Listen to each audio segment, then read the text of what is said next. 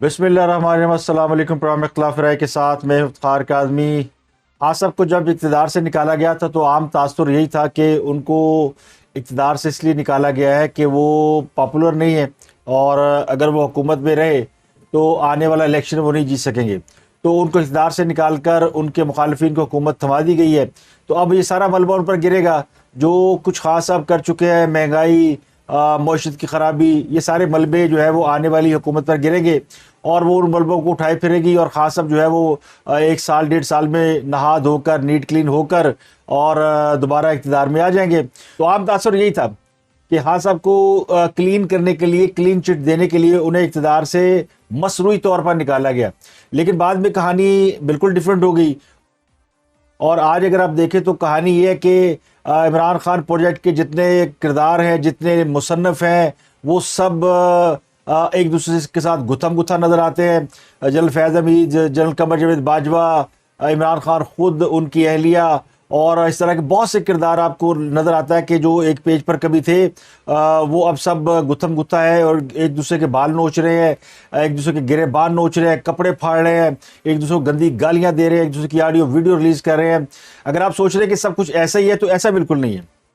ये सब किरदार आज भी वैसे ही हैं और आज भी एक ही है। आज भी जनरल फैज़ हमीद की जनरल कमर जावेद बाजवा से मुलाकात हुई है। आज इस मुलाकात में जनरल कमर जावेद बाजवा, जनरल फैज़ हमीद के अलावा साकिब निसार साहब मौजूद थे, जस्टिस साकिब निसार साहब, जिन्होंने इमरान खान को सादिक और अमीन का सर्टिफिकेट दिया।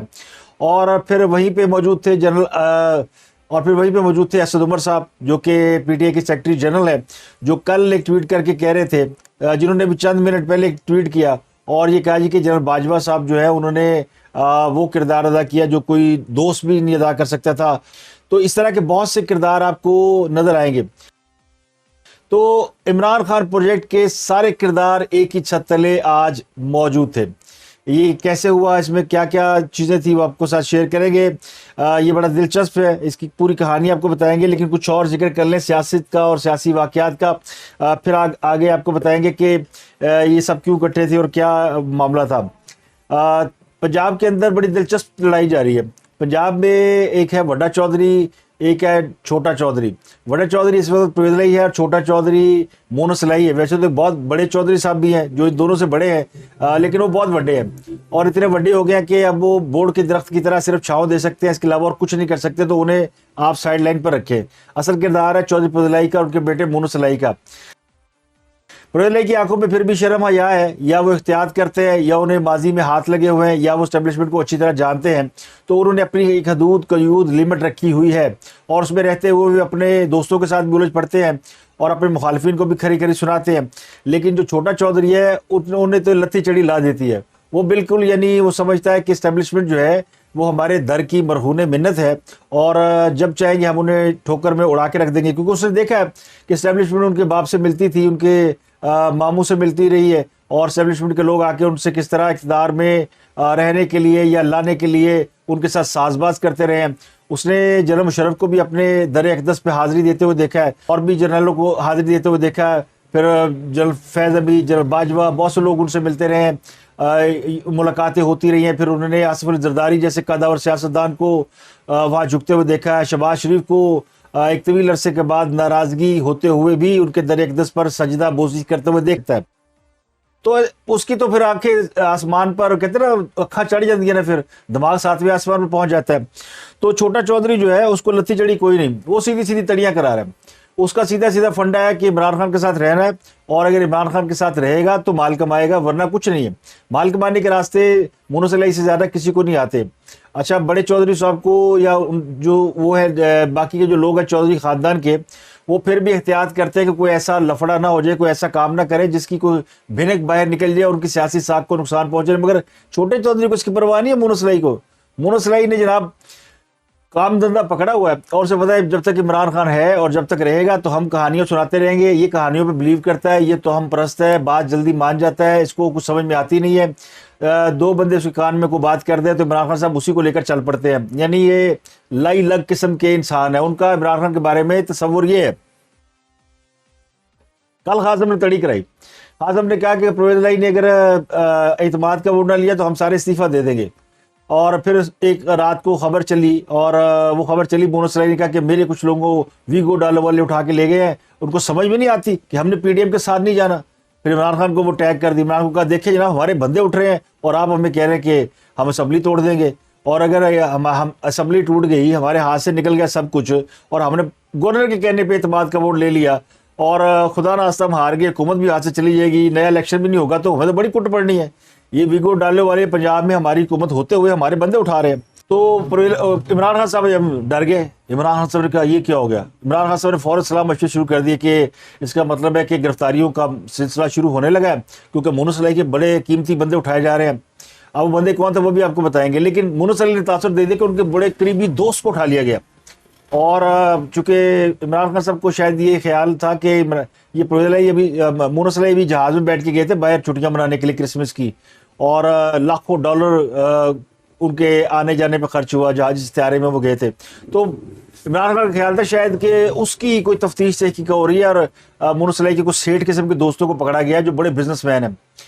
जबकि पकड़ा है कि वो उनके वो उस बंदे को गया था जिसको एफआईए नोटिस कर रही थी, जो उनका फ्रंट मैन है और उनका मुलाजिम है, वो जो जिनके नाम पे आते हैं ना डॉलर, वो जो दूध वाला, रिक्शे वाला, इस तरह के लोग, और वो ऐसा एक बंदा था जिसको एफआईए बुला रही थी, वो नहीं जा रहा था। तो हो सकता है एफआईए ने उनको चेस करके पकड़ा हो, और वो पकड़ा भी मोटरसाइकिल पे गया। अब मोटरसाइकिल वाला दोस्त परवेज इलाही का दोस्त, और ये परवेज इलाही के दरवाजे के आगे से नहीं गुजर सकता, और मोनस इलाही का दोस्त होगा, ये तो सोचने में हाल है, जो यानी अपने से कमतर लोगों को अपने दरवाजे के आसपास भी फटकने नहीं देते। चौधरी पक्के चौधरी हैं। अब वो उन्होंने बड़ी बड़ी ये जो बन रहा है ना, ये रावी के किनारे जो स्कीम चल रही है, इसके दोनों हाथों से लूटा जा रहा है, और इस वक्त बोलियां लग रही हैं, और एनओसी दिए जा रहे हैं, लिए जा रहे हैं, माल कमाया जा रहा है, और मोनस इलाही नहीं घबरा रहा। मोनस इलाही को पता कोई मसला नहीं है, ये फड़े जाएगा तो इमरान खान फड़े जाएगा, और साढ़े बड़े माफी मांग लेंगे, सॉरी बोलेंगे, कम ठीक हो जाएगा। तो वो अपनी दाड़ियां लगा रहा है। ये वो काम पीएमएल-एन में रह के नहीं कर सकते थे, ना माजी में कर सके, ना उन्होंने आइंदा कर पाना था। अगर आप देखेंगे तो चौधरियों का मुस्लिम लीग नून से निकलने के बाद बहुत भला हुआ है, वो बड़े अरबपति खरबपति बन गए। डेयरीज की बहुत सारी उनकी ब्रांचेज हैं, और बहुत सारे कई 100 एकड़ ज़मीनों की, कई 1000 एकड़ ज़मीनों के वो पहले से ज़्यादा मालिक हो गए हैं। तो उनके तो हमेशा पाँव बारह रहे हैं। ये इतनी आज़ादी उन्हें मुस्लिम लीग नून के अंदर नहीं थी। और परवेज इलाही ये भी कहता है कि उनके तो एमपी होते हैं, एमएनए होते हैं कि सारा कुछ शरीफ खा जाते हैं और हमें मौका नहीं देते। तो चौधरी को मौका कहाँ से मिलना था। तो इमरान खान उनके लिए सूदमंद है। तो इमरान खान डर गया। इमरान खान का बंदे चुके जा रहे हैं। एक तो उन्होंने फ़ौरन बुलाया कि जनाब ये तो अब गिरफ्तारियां हो रही हैं, अगर मैं गिरफ्तार हो गया तो उन्होंने कंपेन शुरू करा दी अपने लोगों के साथ कि पता करें, और मैसेज करने शुरू कर दिए कि अगर मैं गिरफ्तार हो गया तो लोग इस तरह बाहर निकले जैसे तुर्की के अवाम बाहर निकलते हैं। फिर वो जो उनका सो कॉल्ड मीडिया, उन्होंने फ़ौरन सोशल मीडिया के ऊपर एक सवाल डाला कि अगर इमरान खान गिरफ्तार हो गए तो क्या आप तुर्क अवाम की तरह बाहर निकलेंगे। तुर्कियों की तरह लिखा, तुर्क अवाम नहीं लिखा, तुर्कियों में से कोई लफ्ज़ नहीं होता। तो तुर्क अवाम की तरह बाहर निकलेंगे। तो उसका ये इमरान रियाज साहब ने ट्वीट कर दिया। थोड़ी देर बाद एक और पारस जहां साहबा का ट्वीट भी आ गया साथ ही। सबको काम पे लगा दिया खान साहब ने। उनका जरा पैसे तो लाल करो ना जरा।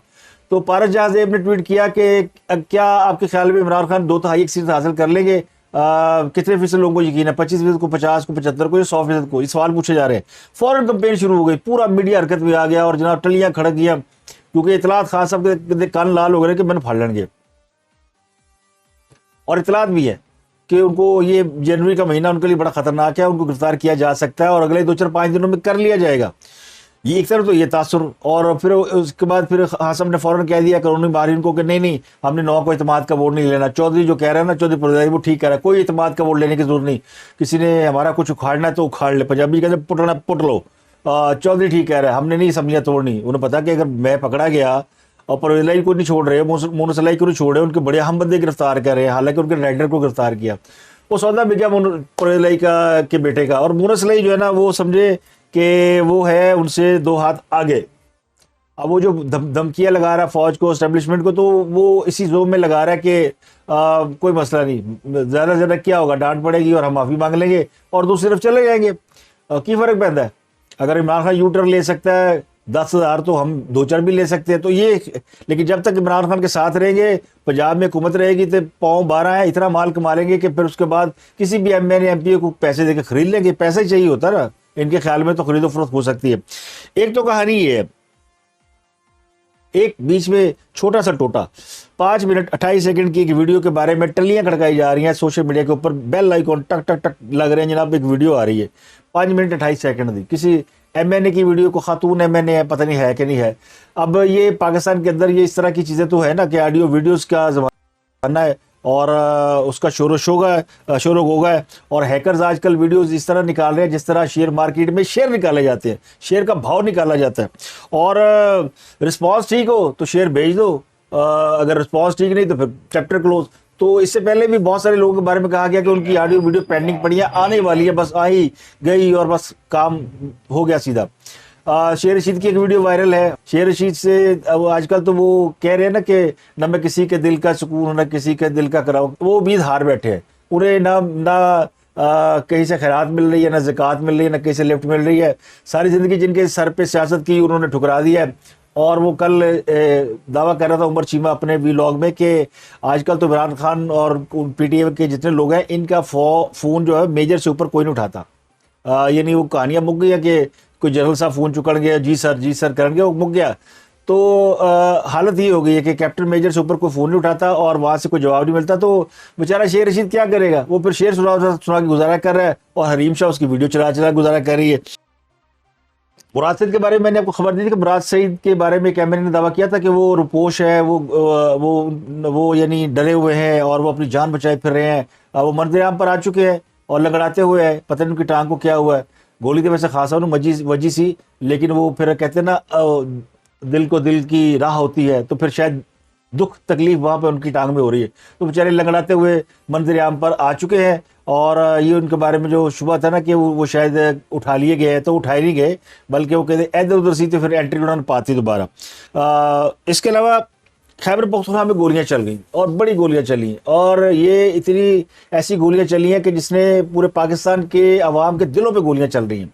वो इसलिए चल रही है कि खैबर पख्तूनख्वा वो सूबा है जहाँ खान साहब की हुकूमत है, पिछले कई साल से है, 9-10 साल से खान साहब की हुकूमत है। वहाँ पे लोग क्या कहते हैं, 2 मुश्त आटे के लिए झगड़ रहे हैं और लोग आटे पे की तकसीम वाले गोलियां चला चला के उन्हें डरा रहे हैं। ये नौबत आ गई, यानी आटे की तकसीम पर फायरिंग हो रही है। इससे ज़्यादा खौफनाक मंजर हमने पाकिस्तान की तारीख में आज तक नहीं देखा। और ये पाकिस्तान को तबाही के दहाने पर लाने वाला कौन है, जिसने ये पिछले 4 साल की हुकूमत और अभी भी वो इंतशार की तरफ गामजन है और वो पाकिस्तान को अपने से बालातर नहीं समझते। हाँ साहब की प्रायोरिटी सिर्फ अपनी ज़ात है, उनको इक़्तिदार में ले आए, उनकी हुकूमत आ रही है, बाकी गल ख़त्म, बाकी कुछ नहीं। शोर मचा रहा है दिवाली हो जाएगा और इतना शोर मचाया हुआ कि पाकिस्तान की हर यानी मौशत पूरी हिल के रह गई है। और वो इसीलिए मैंने आपको शुरू में बताया कि ये तासुर जो था ना पहले दिन से कि इमरान खान साहब लाडले हैं, उनको इक़्तिदार से रुखसत कर दिया गया कि अगर आप इक़्तिदार में रहे और इलेक्शन आ गया तो आपको बड़े जूते पड़ने हैं। तो आप पहले ही इक़्तिदार के बहुत से लोग ऐसे हैं जो कि इक़्तिदार के लालच में मरे जा रहे हैं, उनको हुकूमत देते हैं, सारा मलबा उन पर डालेंगे, आप बैठ के तालियां बजाइएगा। तो इमरान खान वही कर रहे हैं। तो आजकल इमरान खान एन बईन वही कर रहे हैं। दूसरा शख्स जो ये पढ़ता था वो इसलिए पढ़ता था कि इमरान खान इतनी गालियां दे रहा फौज को, उसको पकड़ दे रही है। फिर हमने देखा कि बहुत से किरदार जो आपस में उलझ रहे हैं, इल्ज़ाम लग रहे हैं। और जी जनरल फैज़ हमीद को बनाना था आर्मी चीफ, वो नहीं बनाया तो जनरल फैज़ ने रोक दिया, जनरल बाजवा ने रोक दिया। जनरल बाजवा जो है वो जनरल फैज़ की राह में रुकावट बन गए। जनरल फैज़ हमीद जो है वो पीर है, उन्होंने एक जाली पीर इमरान खान के घर में दाखिल किया, आईएसआई का एहलकार जो जासूसी करता था, और वो फिर जासूसी की टेपे जनरल फैज़ हमीद को पहुँचती थी। जनरल फैज़ हमीद ने शहबाज शरीफ की जासूसी पे एक बंदे को लगाया हुआ था। तो इतने सारे इल्ज़ाम जनरल फैज़ हमीद पर, और आज जनरल फैज़ हमीद के घर सारे मौजूद थे। जनरल फैज़ हमीद की बेटी की आज शादी थी। शादी तो कल हुई थी लेकिन आज वलीमा था, और इस वलीमे में कौन कौन था आप जानकर हैरान होंगे। वो तमाम किरदार जिनके ऊपर ये इल्ज़ाम लगाया गया कि उन्होंने इस मुल्क के में खास को इक़्तिदार में लाने के लिए इस मुल्क की हर चीज़ को दाव पे लगा दिया। और फिर जब इमरान खान गए तो लोगों ने शुक्र अदा किया कि चलें ये कहानी ख़त्म हुई और ये किरदार भी बेनकाब हुए, और अब ये कम अज़ कम अपने किए हुए पर शर्मिंदा होंगे, तकलीफ में होंगे। लेकिन वहाँ तो सबक कटे थे। सबसे पहले जनरल कमर जावेद बाजवा पहुँचे जनरल फैज़ हमीद की बेटी की शादी पे, और मेज़बान कौन था, दूसरा बड़ा मेज़बान वज़ीर-ए-आज़म आज़ाद कश्मीर सरदार तनवीर इलियास, जिनके बारे में मैंने आपको खबर दी थी कि उनके वो जो उनका इस्लामाबाद में मॉल जिसमें आग लगी थी, उसके अंदर जनरल फैज़ हमीद साहब ने दफ्तर बनाए हुए थे। तो जनरल फैज़ हमीद के जो फाइनेंसर थे वो सरदार इलियास तनवीर थे, इसलिए तो उनको आज़ाद कश्मीर की हुकूमत मिली थी। और फिर इसलिए तो वो तड़ी धमकियाँ भी लगाते रहे, इमरान खान के खिलाफ भी बयान देते रहे और नवाज शरीफ की तारीफें भी करते रहे, तो कोई उनका बाल नहीं बीका कर सका, क्योंकि पीछे जनरल फैज़ हमीद खड़े थे। इस तकरीब में बड़े लोग मौजूद थे और पहले मैं आपको नाम बताता हूँ, फिर आप समझे कि ये क्या कहानी है। ये लोग जो दूसरों को के बारे में गुफ्तगू करते हैं, इनकी तजाद बयानी क्या क्या है। इसमें जनरल कमर जावेद बाजवा थे, जनरल जुबैर हयात थे, chairman joint chief of general staff जो करंट हैं joint chief of staff general Sahir Shamshad वो मौजूद थे, जनरल नुमान मौजूद थे, जनरल अदनान मौजूद थे, जनरल अजहर मौजूद थे, जनरल अजहर बास, जिनके बारे में कहा जाता था कि वो भी आर्मी चीफ बनने के बड़े स्ट्रॉन्ग उम्मीदवार थे और फैज़ हमीद साहब ने उनकी राह में रुकावटें डाली। नहीं थे तो आर्मी चीफ नहीं थे, बाकी तमाम जनरल मौजूद थे। सेनेट का चेयरमैन मौजूद था, KPK का वज़ीर आला मौजूद था, शाह महमूद कुरैशी मौजूद था, फवाद चौधरी था, असद उमर था। ये कौन लोग हैं? ये PTI के बड़े अहम रहनुमा हैं। ये सारे वो लोग हैं जो रोज़ बैठ के जनरल बाजवा को गालियाँ देते हैं और इधर जनरल बाजवा से जफ्फियाँ डाल रहे थे और जनरल फैज़ हमीद से जफ्फियाँ डाल रहे थे। चले शादी की तकरीब ये, अच्छा शादी की तकरीब में तो फिर आदमी को अगर नाराज़गी हो तो वो नहीं जाता, अवॉइड कर सकता है। गम की तकरीब ऐसी होती है जहाँ बंदा कह सकता है कि चले दुश्मनियाँ भुला के बंदा किसी के गम में शरीक हो सकता है, लेकिन ये तो ऐसा मौका था जहाँ खुशी जो है वो चेहरे से फूटी पड़ी थी और वो तमाम किरदार और chief justice ex chief justice जनाब साकिब निसार साहब भी मौजूद थे। ये सारे किरदार मौजूद थे। बस इमरान खान रह गया, अगर उसकी लात ना जख्मी होती तो पहुंच जाना चाहिए उन्हें, या फिर उसको वो उन्हें पता था कि मैं गया तो सारा मेला ही मेरी तरफ हो जाएगा, कहानी बदल जाएगी। लेकिन ये सब पहुंचे हुए थे तो वो कहते रहे एक ही हुए जब तेरे दरबार में पहुंचे। आपको पता कि मैं किस बात कर रहा हूँ। तो ये एक ही रावलपिंडी में सारे इकट्ठे थे, एक ही छत के नीचे, और ये सारे खुशगबियों मसरूफ थे, जफ्फियाँ पा रहे सी। हत्ता कि कुछ साफ़ी मौजूद थे जिनके बारे में ये गुमान किया जाता है कि वो बड़े इनके खिलाफ वीलॉग्स या इनके खिलाफ प्रोग्राम भी करते रहे, वो भी मौजूद थे। सब की जफ्फियाँ पप्पियाँ खुशबाश, ऐसे लग रहा था जैसे पाकिस्तान में कोई मसला ही नहीं है। ये वो तमाम किरदार थे जो कि 2018 का जो रजीम चेंज कराया था इन्होंने, जो नवाज शरीफ को इक़्तिदार से बाहर निकाला था, उसके किरदार थे। और अब उनमें से कुछ ऐसे हैं जो कि हाजिर सर्विस हैं, वो अपनी ज़ाहिर फ़ौज के अंदर बड़े अहम ओहदों पर है और उन्हें मौजूदा हुकूमत ने तैनात किया, तो उनकी तरफ से मैं इशारा नहीं है। लेकिन जो बाजी के किरदार हैं, जो 4 या 5 मेजर किरदार हैं, वो सब मौजूद थे। तो फिर बाकी आप बात समझने की कोशिश कर लें कि फिर ये हम ही लोग हैं बेवकूफ़ बनने के लिए, और कोई नहीं है। तो ये तासुर जो है वो फिर गलत नहीं है कि ये जो गालियाँ, ये जो लड़ाइयाँ, ये जो अभी हाल ही में स्टोरी आई जनरल फैज़ हमीद की कि वो इमरान खान के घर की जासूसी कराते थे और पिंकी पीरनी के जो पीर थे, यानी इमरान खान साहब के जो दादा पीर थे, वो जनरल फैज़ हमीद ने अपॉइंट कराए हुए थे और वो सारी फ़ौज को खबरें देते थे। इसका मतलब है कि वो भी बैसियत इदारा उनकी रिपोर्टिंग हो रही होगी, तभी तो इदारे के लोग तो आपस में सब एक ही है। और जो लोग भी इस प्लान में शरीक रहे हैं, इमरान खान साहब को लाने के जुर्म में शरीक है, वो सारे आज भी किरदार मौजूद है, उन्हें कोई पूछने वाला नहीं है। और उन पर जो तानो तशनी कर रहा है उनको वो नहीं पूछ रहे। यानी इमरान खान की गिरफ्तारी ना होने की वजह तो बड़ी सीधी साफ और समझ में आने वाली है, क्यों अब भी अंदर से खाते कहानी उनकी है।